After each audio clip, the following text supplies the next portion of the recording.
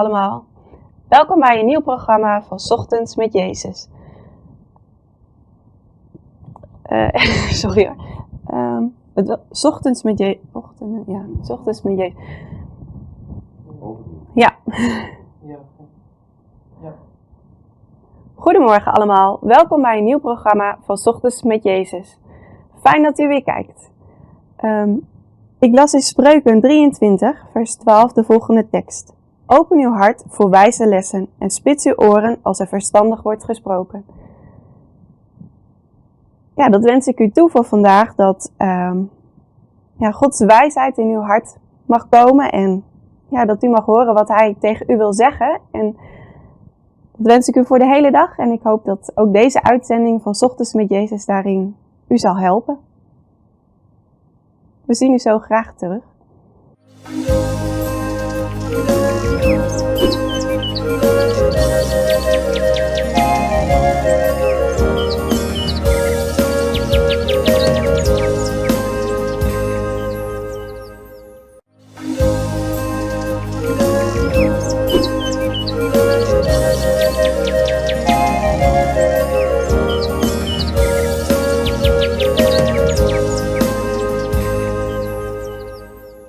Welkom terug allemaal. Hartelijk welkom dominee Terpstra.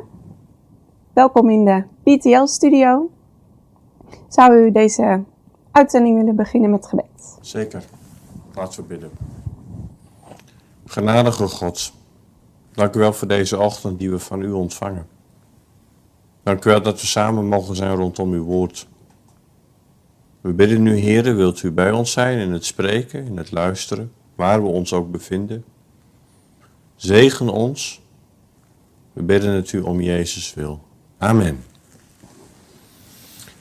Ik wilde de studies over 1 Samuel graag vervolgen. De vorige keren hebben we gezien hoe diep Israël zonk door toedoen van Eli en vooral zijn zonen.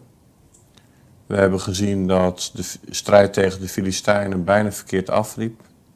Het diep gezonken volk dacht op God te kunnen rekenen door de ark naar het slagveld te slepen. Nou, dat liep helemaal verkeerd af. De ark werd buitgemaakt, Israël verslagen. De zonen van Eli komen om het leven. Eli zelf sterft van schrik. God zelf zorgt voor zijn eigen bevrijding uit het Filistijnse land en voor de bevrijding van zijn volk. Het volk leert weer naar de Heere roepen. Na 20 jaar het belijdt zijn zonde en God grijpt in. Tot hiertoe heeft de Heer ons geholpen, is dan de naam die aan de gedenksteen door Samuel gegeven kan worden. Ja, dat is een hele samenvatting van het wat we besproken hebben. Jazeker, ja.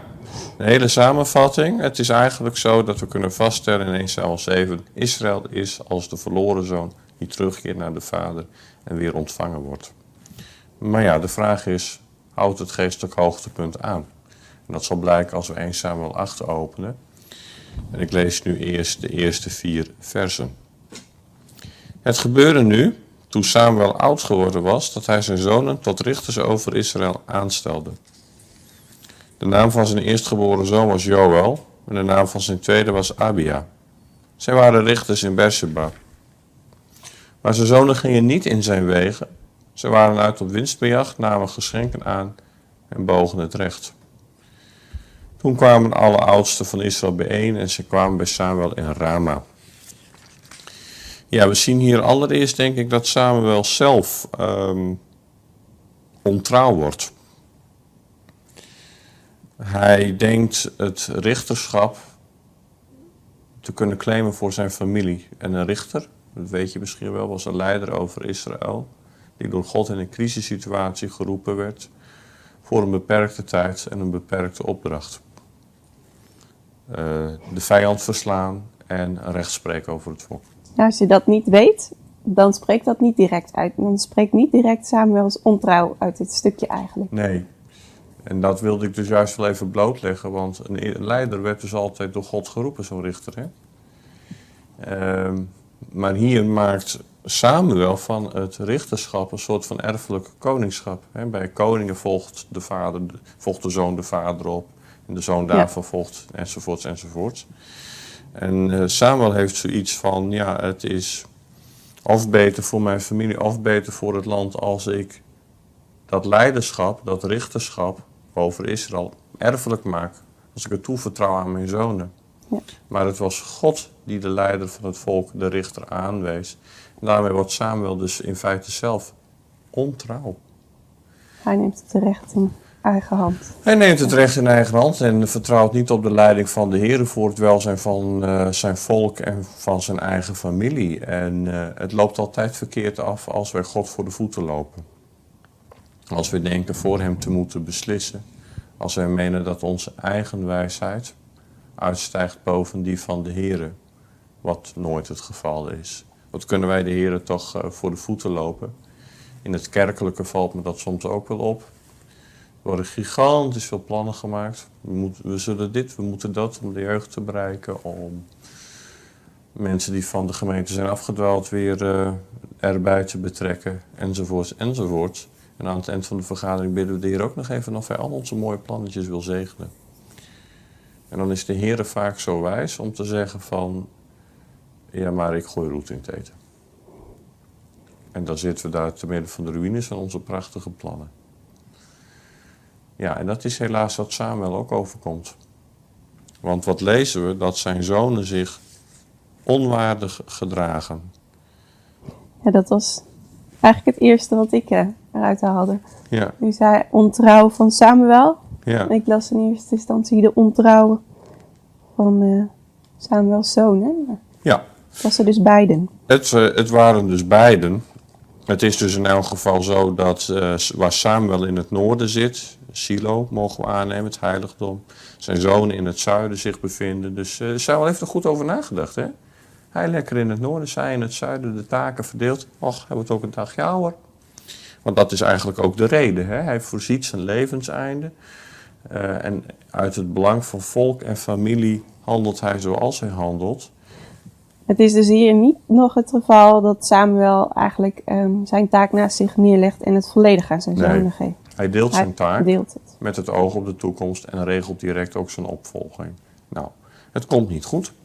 Want die zonen die wandelen niet in zijn sporen, maar die wandelen in de sporen van de zonen van Eli. Ja. Weet je nog? Eli's zonen maakten daar een puinhoop van in het heiligdom van Silo. Ze stalen van de offers, ze persten de gelovigen af, ze organiseerden tempelprostitutie.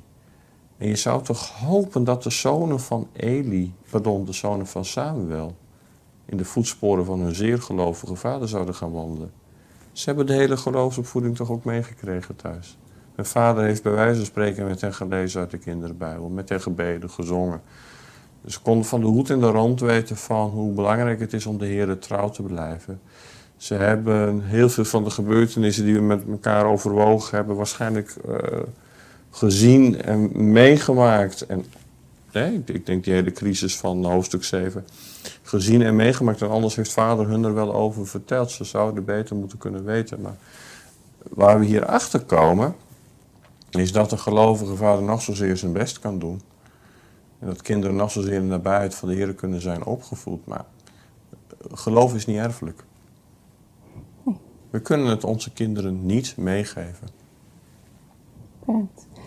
We gaan er even tussenuit en we hopen u zo terug te zien.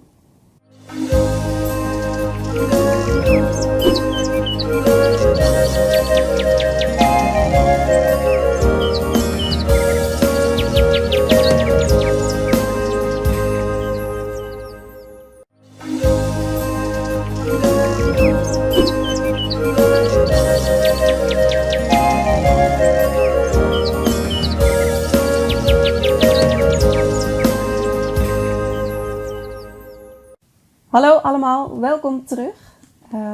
We spraken net over 1 Samuel 8. Dominee Terpstra vertelde ons veel verschillende dingen eigenlijk uit het, al over dat korte stukje. En ook vooral de gelijkenissen met de situatie daarvoor met Eli en zijn zonen. Mm-hmm.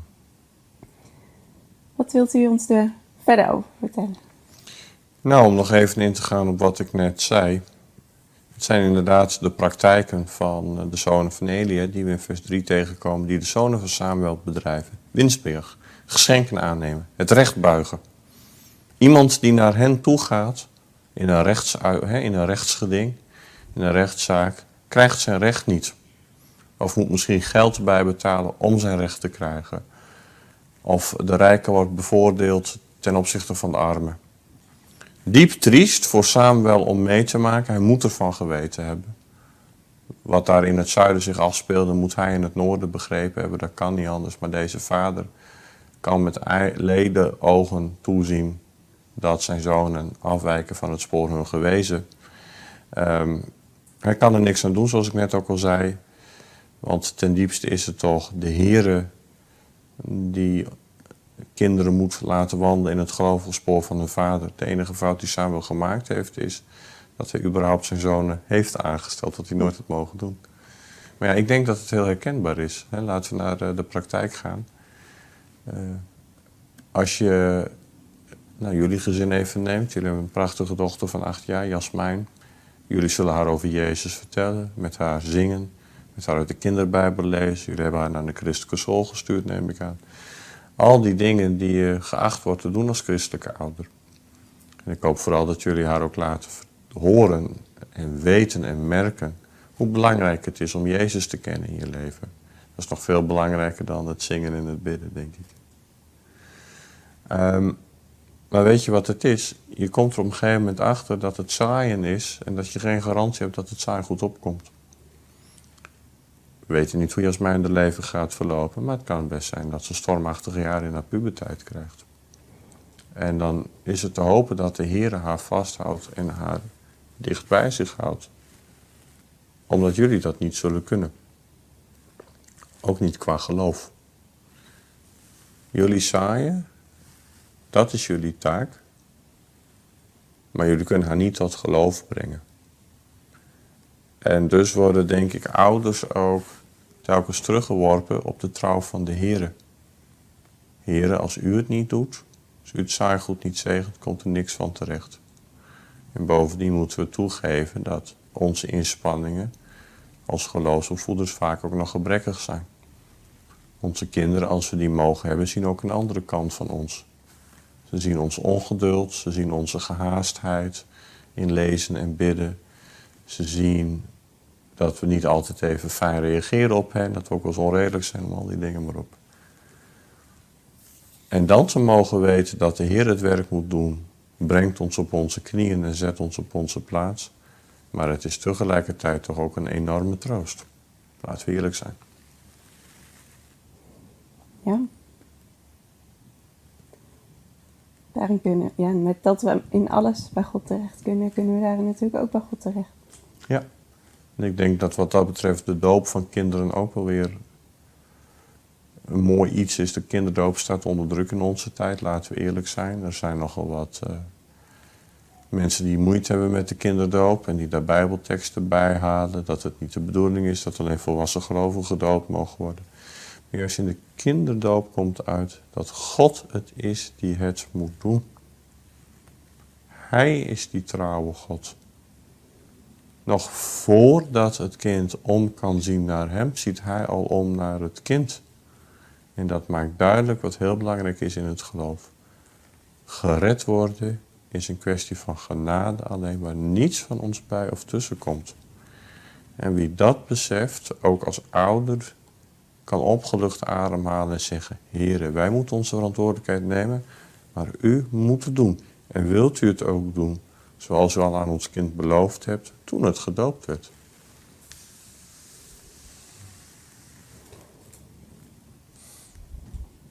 Oké.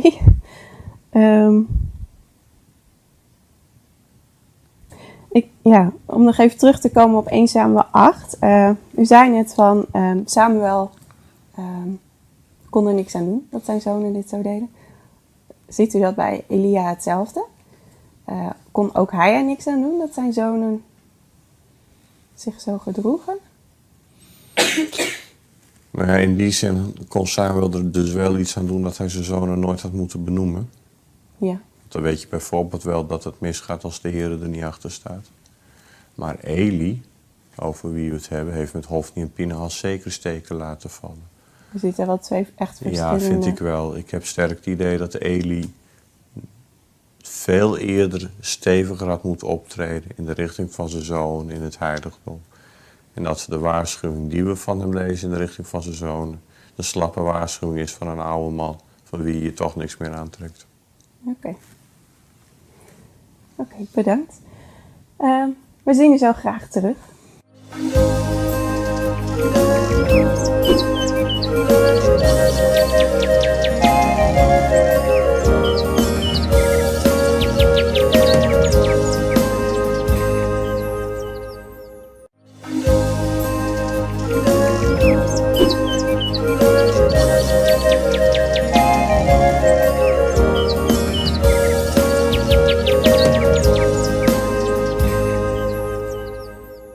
Welkom terug.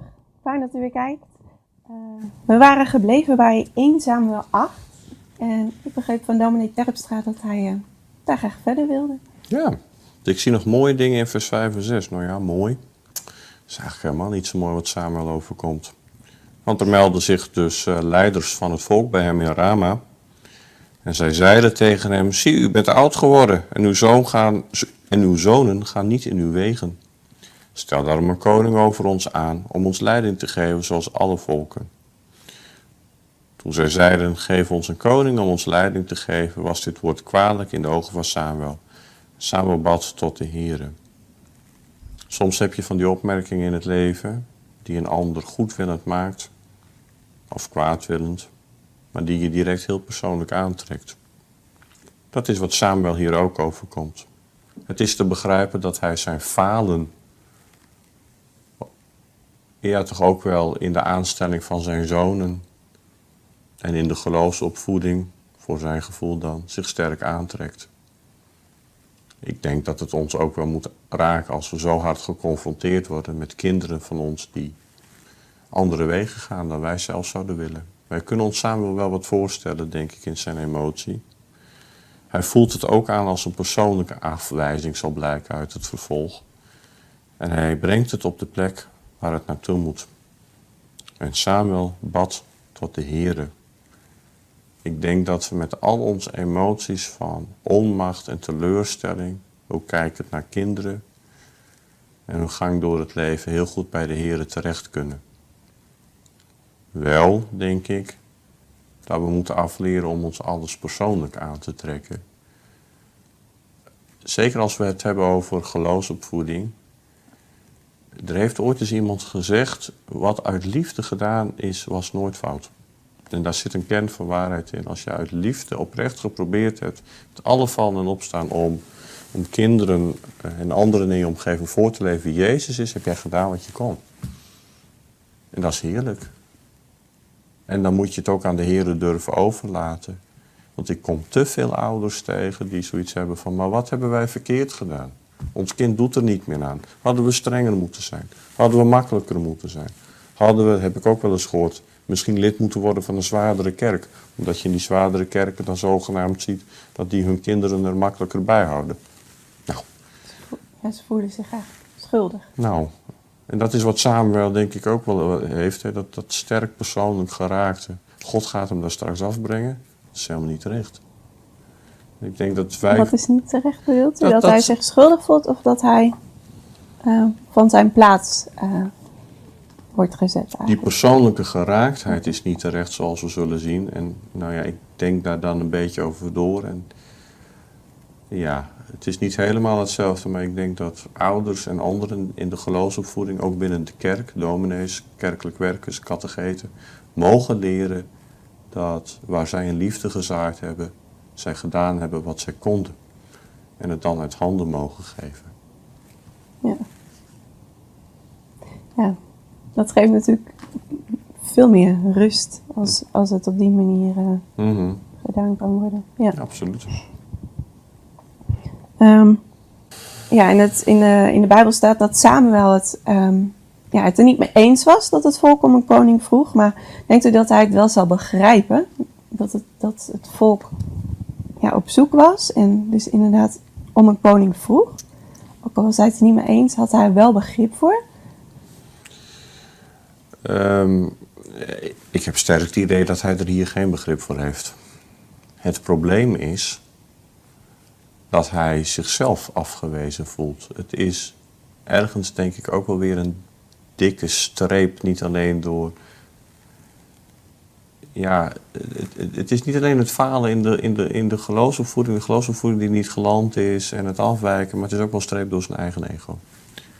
Ja. Zijn plannen voor zijn dynastie, zijn familie, een soort van erfelijke richterschap, bijna koningen gelijk, komt een dikke streep door. Dikke streep door de toekomst van zijn zoon, van zijn geslacht. Dikke streep door zijn toekomstvisie voor het volk Israël. Het is allemaal persoonlijke gekwetstheid. Het is allemaal ego. Samuel was een dienaar van de Heer, een oprecht kind van God. Maar oprechte kinderen van de Heer blijven ook een leven lang last houden van hun ego. Dus nee, ik heb niet het idee dat Samuel hier ook een graantje begrip kan opbrengen voor de plannen voor het koningschap. Nee. Ja. Ja, dan vind ik het toch ook wel weer mooi om te lezen dat hij toch wel God zoekt hierin. Dat hij niet denkt van ja, maar dit is wat ik wil, dus ik ga zorgen dat het gebeurt. Dat wel mijn zoon, maar dat hij toch God zoekt. Bij God ben je goed uit. Ja, ook wel. Graag gedaan. Daarmee komen we ook aan het einde van deze aflevering. Van deze uitzending van 's Ochtends met Jezus. Ja, we hopen u volgende keer terug te zien en op hetzelfde tijdstip en op dezelfde dag. En mocht u willen reageren, dan kunt u dat doen op verschillende manieren die u in beeld ziet staan. Tot de volgende keer.